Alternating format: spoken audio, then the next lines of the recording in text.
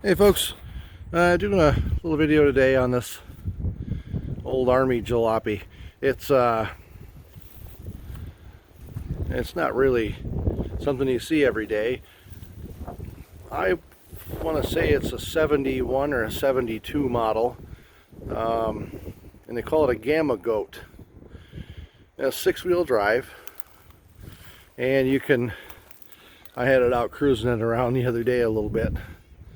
I don't use it for a lot. I just take it out for a give people a ride in it occasionally, or take it out for a cruise through the back of the property.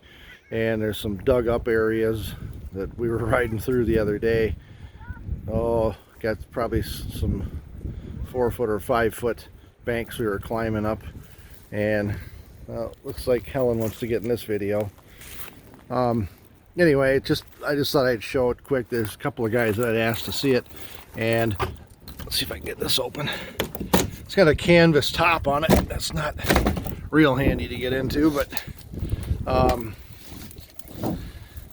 you know, it's pretty basic. Military didn't do anything that was extravagant back in these days. Basically, clutch pedal, brake pedal, gas, and I think they're solid aluminum pedals. And the other thing I didn't mention about this previous in this video is it's an all aluminum body, which is kind of unique, I guess.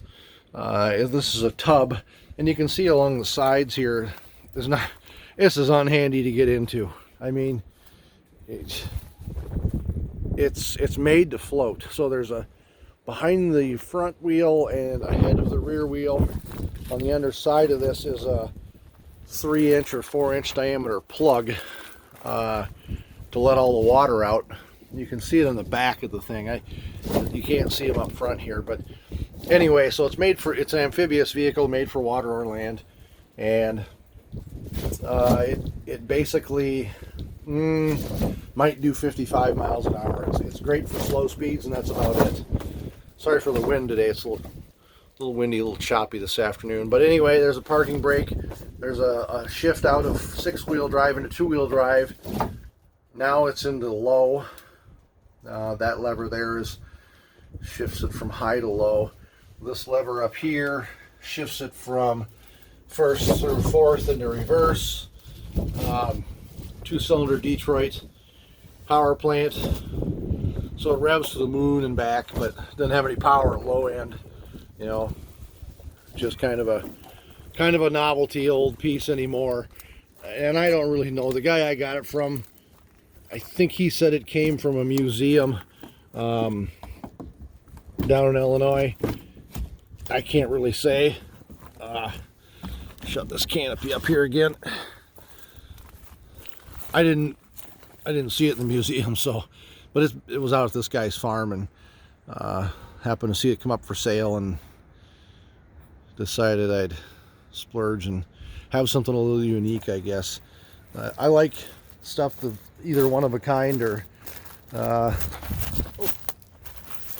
a little bit of a dip right there.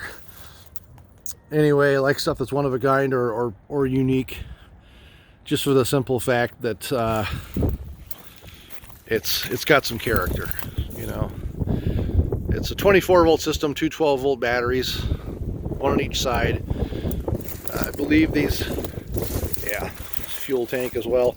I don't know how many gallons these hold, probably 15. Guy said he had it for 4 years, never put any fuel in it. I've had it for a year, I've never put any fuel in it. And I mean, the side here is down, but you can see fuel down in the thing. And the other side is up to that punch press plate grid right there. You see, there's fuel up to that almost. So I have no idea how this thing runs so efficient. I guess they all ran that way. I don't know. Anyway, got it out parked in the weeds right now. I got to get it spot in one of my garages to put it in.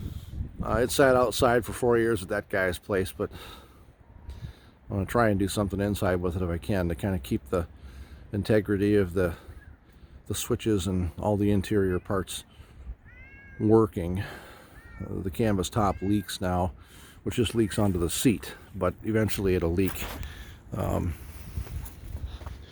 into other places of the dash. This is kind of unique.